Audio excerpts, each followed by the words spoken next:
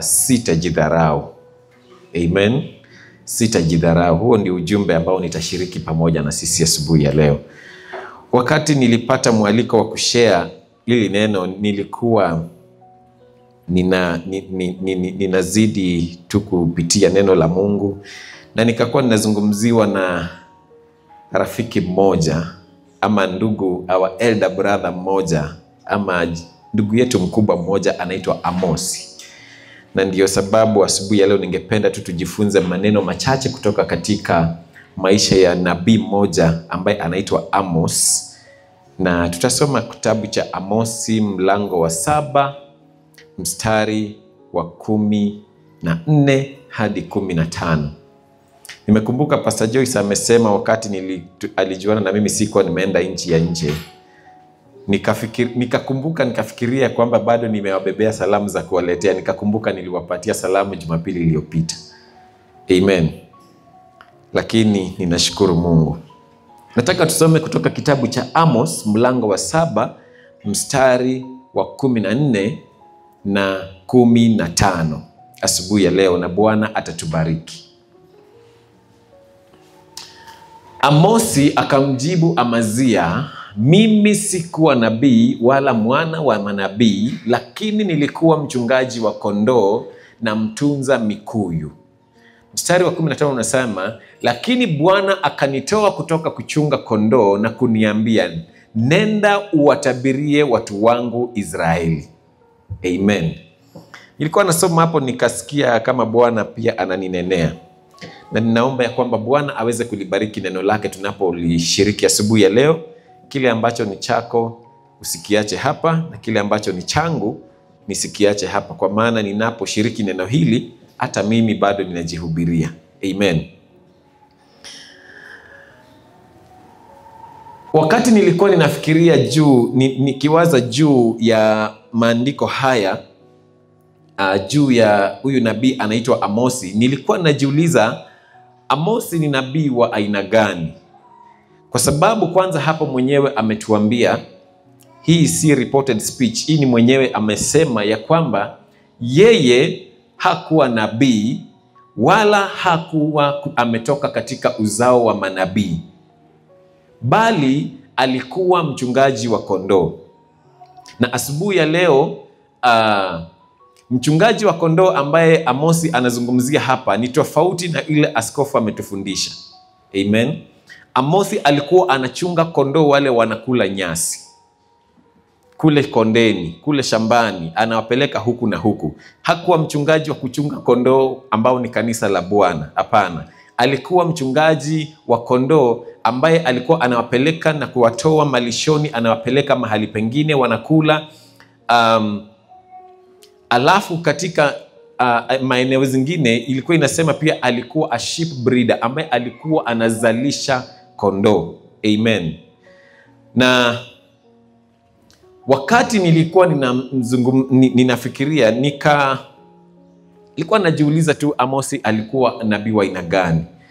Na mambo kadhaa ambayo tunafaa tujue ambayo tunafaa tujifunze kuhusu nabii Amosi ni kwamba jambo la kwanza, vile yeye mwenyewe ametuambia, hakuwa kutoka katika jamii ya manabii, wala yeye mwenyewe hakuwa nabii originally, ila alikuwa mlishaji wa kondoo ambaye alikuwa anatoka katika jiji dogo katika nchi ya Yuda ambalo lilikuwa linaitwa Tekoa.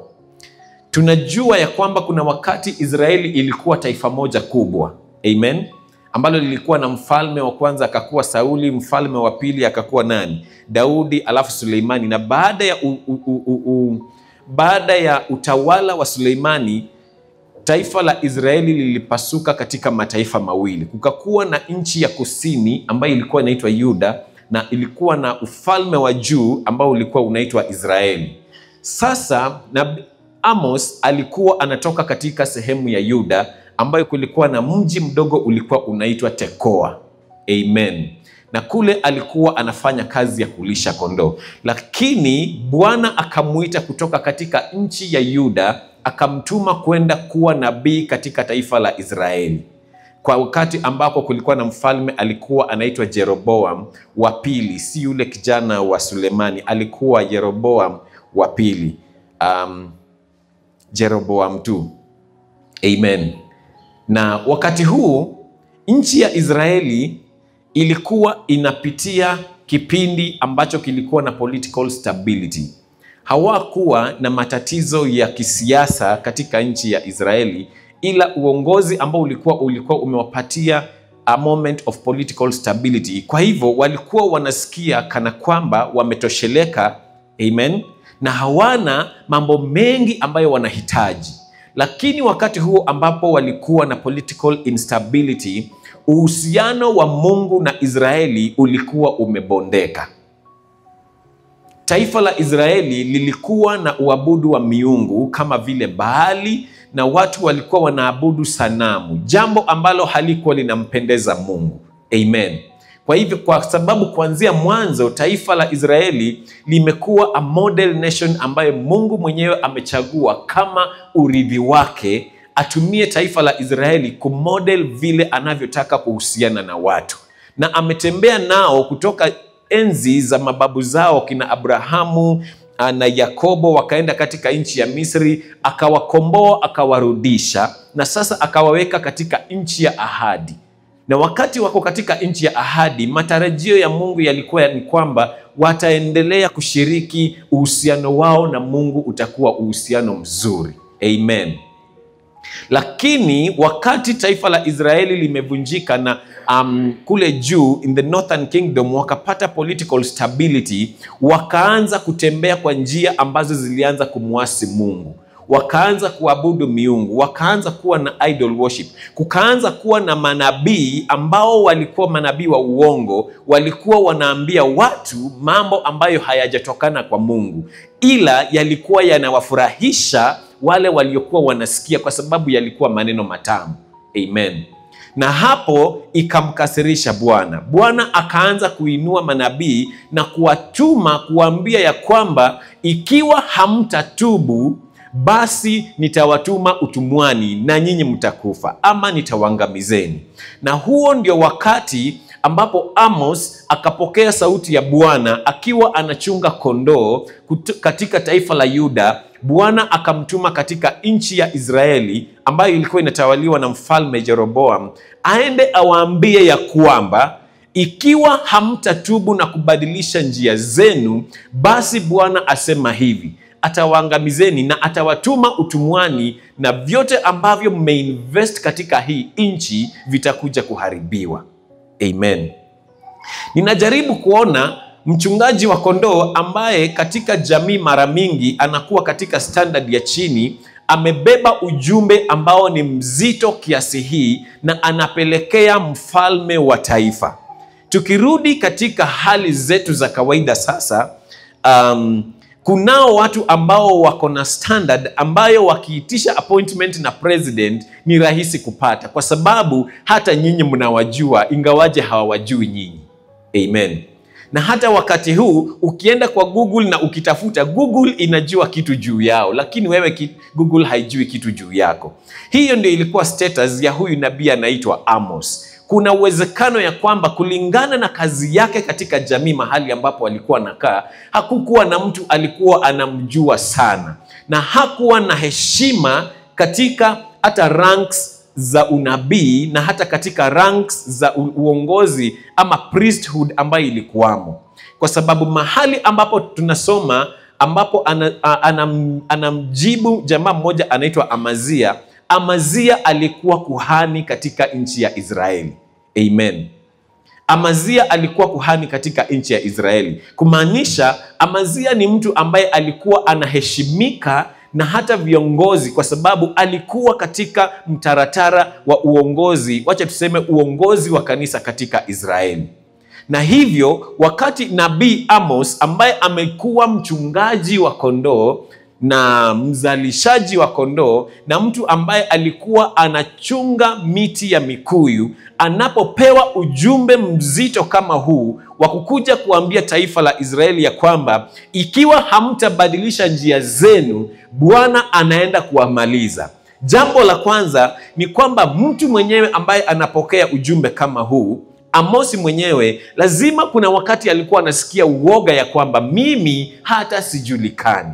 Hakuna mtu ambaye anajua mimi nimetokea wapi. Hakuna mtu anajua uzao wangu. Hakuna mtu anajua, ana value kazi yangu. Yaani sasa nikiacha hii kazi ya kuchunga kondoo, lazima nitafute mtu mwenye atachunga kondoo, kwa sababu wakati mwingine hawakuwa kondoo wake. Amen. Lakini Amos akachukua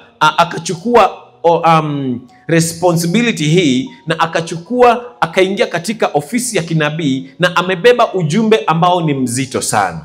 Amen. Nilikuwa najaribu kuangalia wakati huu, hasa sana tukielekea katika elections, kuna kuwa na watu wengi katika anga ya kiroho ambayo wanatoa utabiri. Wanasema nimeona ya kwamba huyu mgombea ambaye ni wa chama hiki tumekuwa katika maombi, tukaona kwamba yeye ndiye Bwana ameendorse. Na kuna wakati mwingine kulikuwa na jamaa alikuwa anaitwa Octopus wa Jangwani, wengine wenyu mnaweza kuwa mnamjua. Akasema wametabiri ya kwamba Octopus ikifanya hivi, huyu ndiye atakuwa rais. Na mnajua hayo mambo yote, na hayo yote yanajulikana. Na wakati mwingi watu ambao wanaleta nabii kama hizi ni watu ambao wako na standing katika community ambayo wanatoka. Kwa hivyo wanapata credibility ya kusikilizwa. Amen. Na hata wewe ukisikia kuna majina ambayo yakitajwa in the spheres za unabii hata katika hapa nchini, utasimama one moment na kusikiliza anasema nini. Kwa hivyo nabii huyu ambaye anatumwa na Mungu, ambaye anaitwa Amos, hakuwa mmoja wa wale manabii ambao walikuwa na standing ambayo ingeitisha attention kwa mara ya kwanza.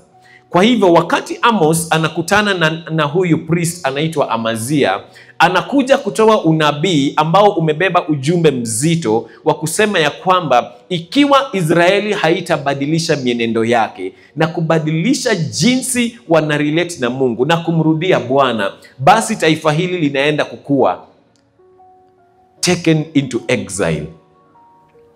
Tukisoma hapo mstari wa 10, wacha tuanze kusoma mstari wa 10, tuone jinsi kuna huyu jamaa anaitwa Amazia alikuwa anamwambia. Kisha Amazia kuhani wa Betheli akatuma ujumbe kwa Yeroboamu mfalme wa Israeli akasema, Amosi analeta fitina juu yako katikati ya Israeli, nchi haiwezi vumilia maneno yake yote. Amen. Huyu mchungaji wa kondoo ambaye hatujamjua ameleta ujumbe ambao nchi haiwezi uvumilia ujumbe huo. Mstari wa 11 unasema, kwa kuwa hili ndilo Amosi anasema, Yeroboamu atakufa kwa upanga, na kwa hakika Israeli watakwenda uhamishoni mbali na nchi yao. Mstari wa 12, kisha Amazia akamwambia Amosi, nenda zako uwe muonaji, urudi katika nchi ya Yuda, ujipatie riziki yako huko na kutoa unabii wako. Now, hii ndiyo situation ambayo Amos amejipata, kwa sababu ameleta ujumbe wa kwamba kama hawatabadilika, kama Israeli haitabadilika, basi hata mfalme mwenyewe atakufa kwa upanga na nchi ya Israeli itatekwa nyara. Ujumbe ambao Amazia ambaye ni kuhani katika nchi ya Israeli anasema namna gani? Hatuwezi vumilia ujumbe huu kutoka kwa huyu mchungaji wa kondoo. Amen. Kwa sababu hana standing ya kutuletea hii. Hatuna historia yake akitumika kuleta ujumbe wa Mungu. Je, leo itakuwaje sasa anakuja kutuambia ya kwamba sisi tutachukuliwa tuende utumwani? Amazia akamwambia, sasa fanya hivi. Badala ya kukaa hapa na kutuambia mambo ambayo hata wewe unajua hauko shua nayo, wewe rudi kwenu Yuda, uende ukajipatie mkate wako wa kila siku. Na kama unasikia wewe ni nabii, nenda ukatolee unabii kule kwenu, lakini sio hapa. Amen. Wakati nilikuwa ninafikiria juu ya mfalme huyu, juu ya nabii huyu, Bwana alikuwa ananizungumzia kwamba wakati mwito wa Bwana unakuja juu yako, it does not matter your background. Amen. Mahali ambapo umetoka hapajalishi. Haijalishi ni watu wa aina gani ambao umezaliwa kwao. Haijalishi kwenu mnakula chakula kinakaa namna gani.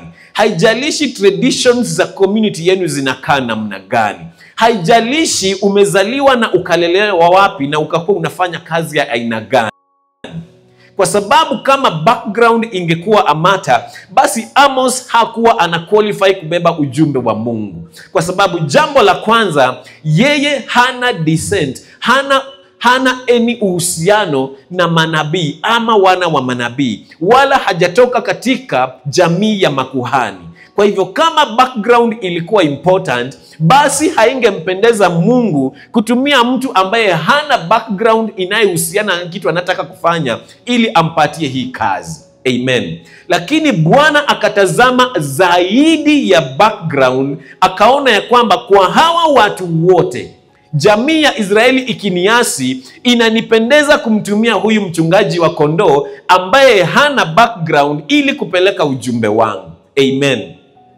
Nilikuwa ninakumbuka ya kwamba ukisoma katika kitabu cha Judges, kuna jamaa mmoja alikuwa anaitwa Gideon.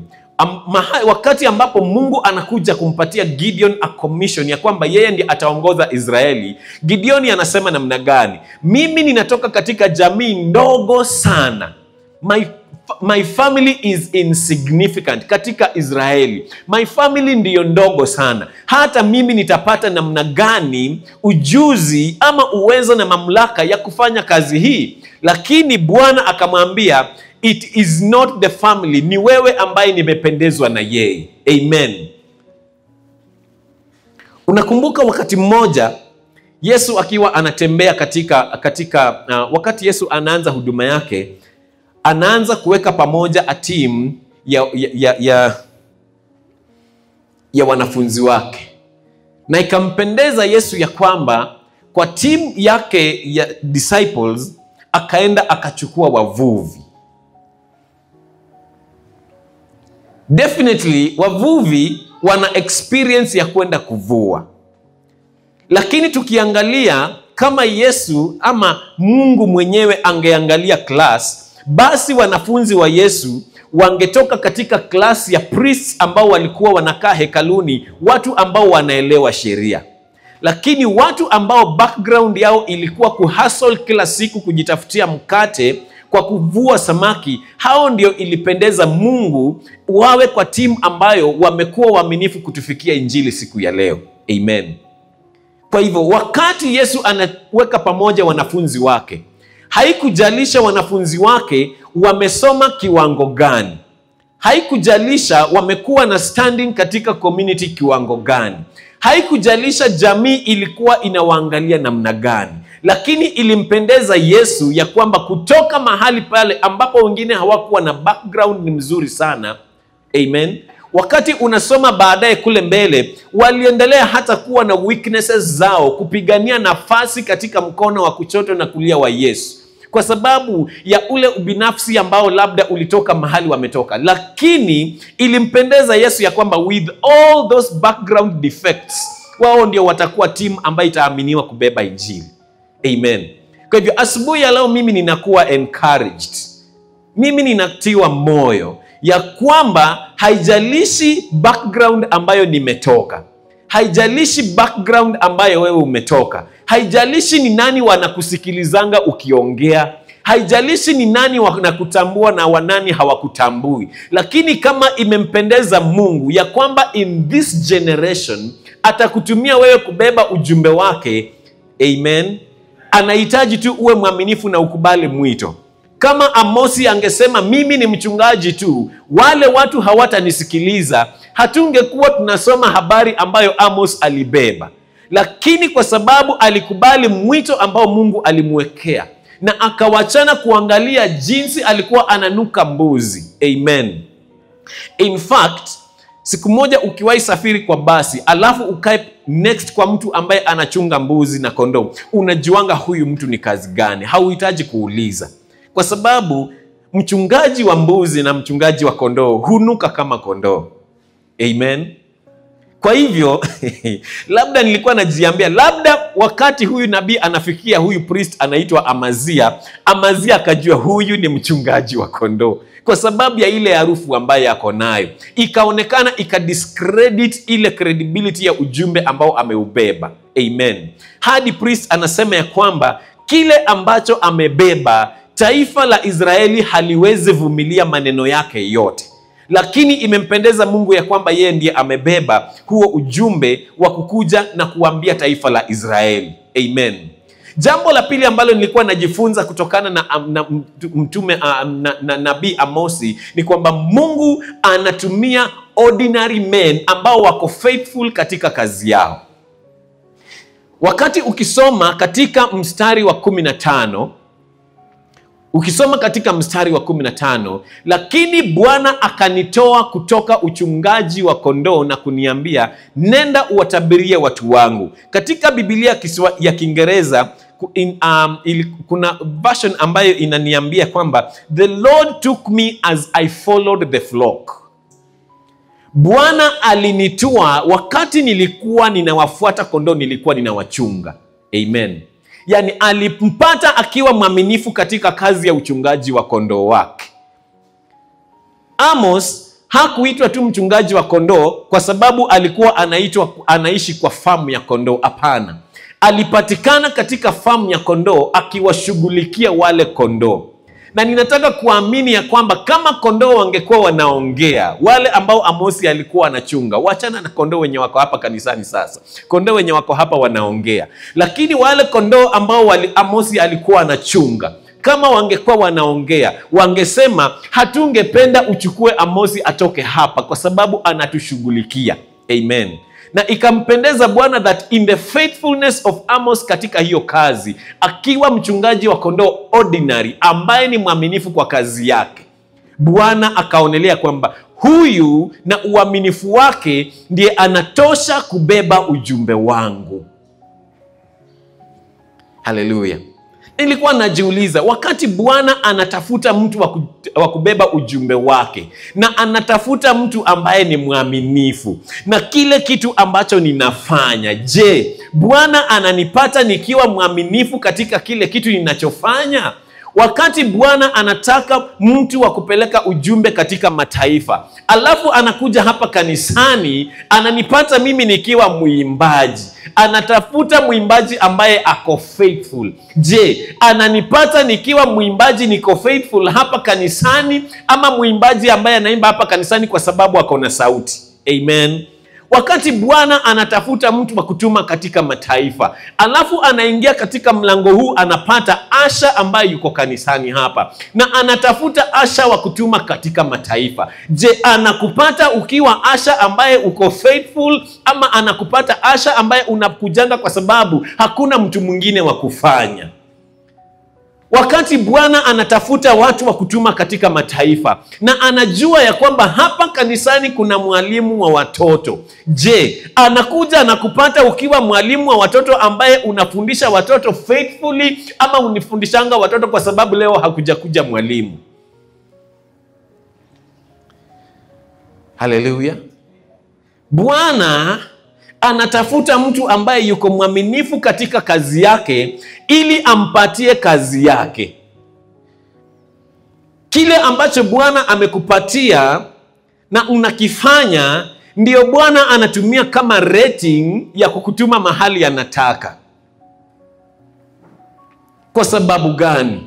Ikiwa Bwana amenipatia sauti ya kuimba, alafu anakuja na nipata mimi na uimbaji wangu ambao amenipatia, niko na mchezo wangu, alafu anataka mtu wa kutuma nchi ya Marekani aende aeneze injili kwa kuimba, atanituma namna gani na mimi si mwaminifu kwa uimbaji wangu hapa?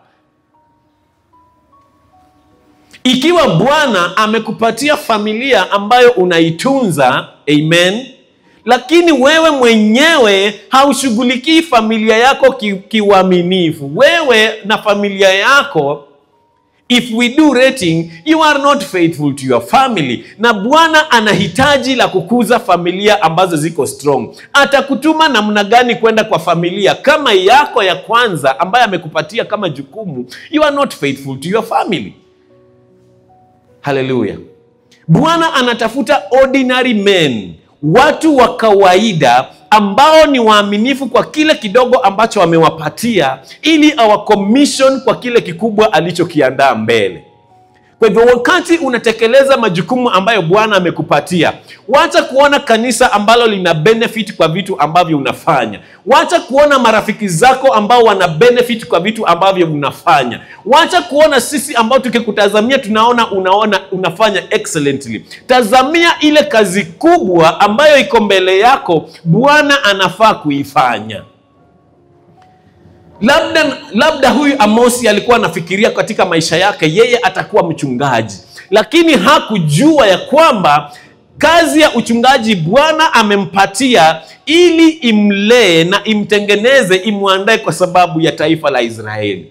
Na Bwana akakuja akapata huyu Amosi katika shamba la kuchunga kondoo na kutunza mikuyu, amekuwa mwaminifu.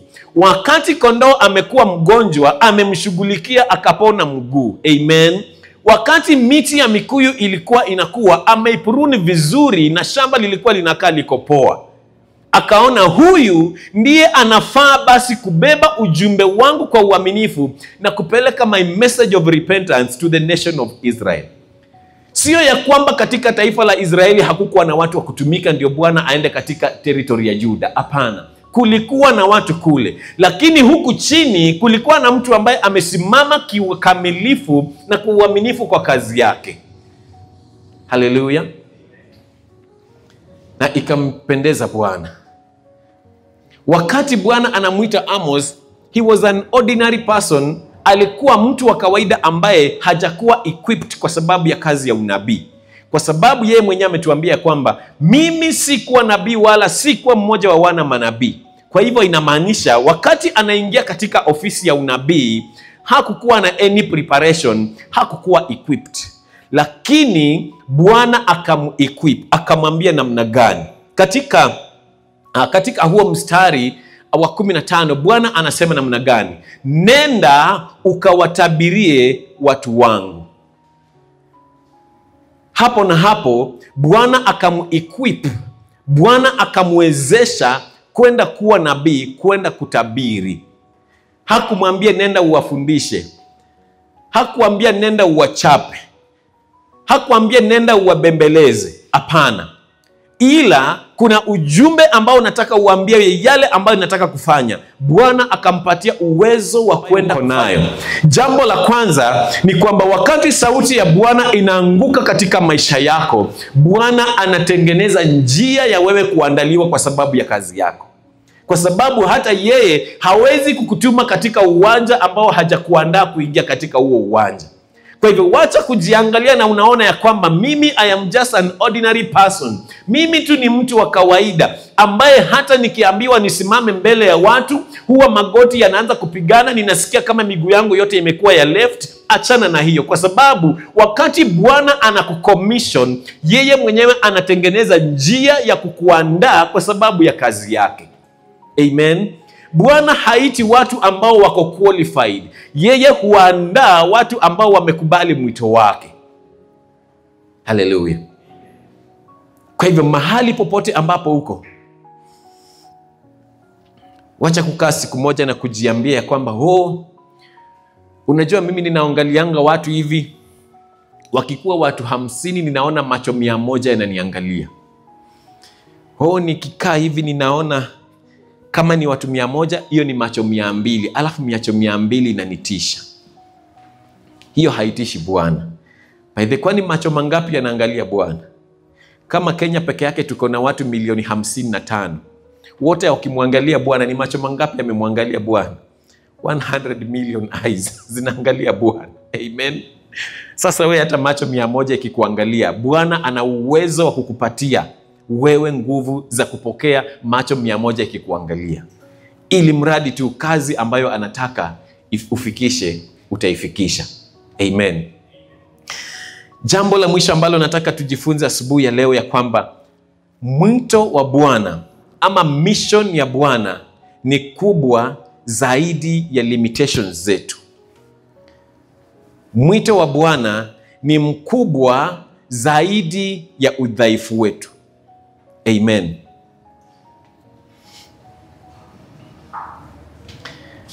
Unajua, nilikuwa ninakaa hivi ninaangalia taifa la Israeli. Sisi tunasema hapa ati Kenya inatusumbua. Kenya haijafika kwenye Israeli ilikuwa imefika. Kwa sababu Israeli ilikuwa imemuasi Bwana hadi imemchukiza Bwana.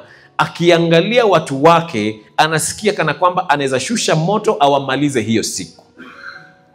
Na kwa hivyo ujumbe ambao anatuma nabii ambaye amekuwa mchungaji wa kondoo na mtunzaji wa mikuyu, ulikuwa ujumbe ambao hata yeye mwenyewe ungemtisha. Yaani unaenda aje kwanza kuambia mtu kitu kama hiki? Unaenda aje kuambia taifa zima ambalo taifa la Israeli ya pande ya north ilikuwa kubwa kuliko Yuda. Hili taifa lote na mfalme mkubwa kama huyu, unaenda aje kwanza kumwambia ya kwamba atakufa na watu wake watapelekwa utumwani? Na wewe ni mtu mmoja peke yake. Na hili ni taifa ambalo liko na jeshi. Hawahitaji jeshi mzima kudeal na wewe. Wanahitaji tu mwanajeshi mmoja. Wamwambie hatutaki kuona huyu jamaa tena. Hiyo ndio situation ambayo Mungu alikuwa anajaribu kuaddress. Lakini inampendeza Mungu ya kwamba hatatumia mtu ambaye amekuwa priest, hapana, lakini mtu ambaye ametoka from a lowly background ya kuwa mchungaji kwenda kupeleka ujumbe huu. Kama ingekuwa labda Biblia haituambii kama Amosi wakati mmoja alisikia kana hawezi, lakini ukisoma kuna manabii wengine ambayo wakati ilifika time kama hiyo, ukisoma ukutane na nabii alikuwa anaitwa Yeremia. Wakati Mungu alikuwa anamzungumzia Yeremia, alisema mimi ni mdogo sana. Amen. Kwa sababu naye pia alikuwa anabeba ujumbe mzito na mkubwa kama vile Amosi amebeba. Kwa hivyo wakati mwingine limitations ambazo sisi wenyewe tuko nazo, tukiangalia kimasomo, tukiangalia katika social networks zetu, tukiangalia katika financial status zetu, tukiangalia mahali ambapo tumetoka, tunaona ya kwamba status yangu haiwezi kufanya kazi ambayo Mungu ananituma niende nifanye. Status yangu hata nikisimama mbele za watu wataniona namna gani? Kwa sababu kwa macho ya kibinadamu there is always, kuna tu ule ukawaida wa kutaka kurate mtu na kiwango kabla umsikilize. Lakini haimpendezi Mungu ya kwamba atumie kiwango chetu cha mahusiano na watu ili tutekeleze wajibu wake. Amen. Inampendeza Mungu ya kwamba katika limitations zetu, inampendeza Mungu katika udhaifu wetu, katika unyonge wetu, mission ya Bwana ikuwe accomplished. Na mission ya Bwana ni nini? Kila mtu amrejelee Bwana na aweze kuwa na uhusiano ambao unampendeza Bwana. Katika kitabu cha Mathayo 28 verse 19 na 20, hiyo ndio mission ya Mungu. Kwa hivyo hakuna mtu ambaye hawezi tumika na Mungu. Kwa hivyo wakati unajiangalia, unaona ya kwamba jambo ambalo unasikia sauti ya Bwana ikikunenea ni kubwa zaidi ya uwezo wako, unafaa ujiambie hivi. Jambo la kwanza, wewe sio wa kwanza. Kulikuwa na watu ambao walibebeshwa mission kubwa na Mungu kuliko background zao. Kulikuwa na watu ambao walipewa ujumbe mkubwa na Mungu na task kubwa wabebe kuliko mahali ambapo walikuwa wanatoka. Limitations zao za kibinafsi, wengine kimasomo. Unakumbuka mitume katika kitabu cha Matendo ya Mitume, walikuwa watu ambao walikuwa ordinary and unlearned men. Katika kitabu cha Acts mlango wa 4 nadhani mstari wa 13 hapo hivi, Biblia inasema ya kwamba hawa mitume walikuwa watu wa kawaida ambao hawakuwa na kisomo chochote.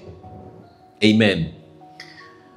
Wale viongozi na wazee walipoona ujasiri wa Petro na Yohana na kujua ya kuwa walikuwa watu wa kawaida tu, wasio na elimu, walishangaa sana, wakatambua kwamba hawa watu walikuwa na Yesu.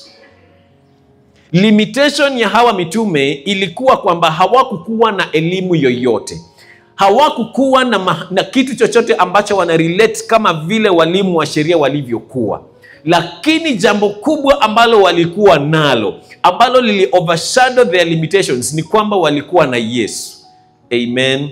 Ukiwa na Yesu, limitations zote zinakuwa covered, kwa sababu Yesu mwenyewe anakuempower. Na wakati ametuambia katika kitabu cha Mathayo ya kwamba atakuwa pamoja na sisi hadi mwisho. Kwa hivyo wakati unasikia sauti ya Mungu, bado yuko na wewe hadi mwisho, haja kuacha. Kwa hivyo watu wakiona huyu jamaa hata hana kakitu kwa mfuko, lakini ujasiri ambao ako nao, inaonekana huyu jamaa ako na Yesu, it is enough.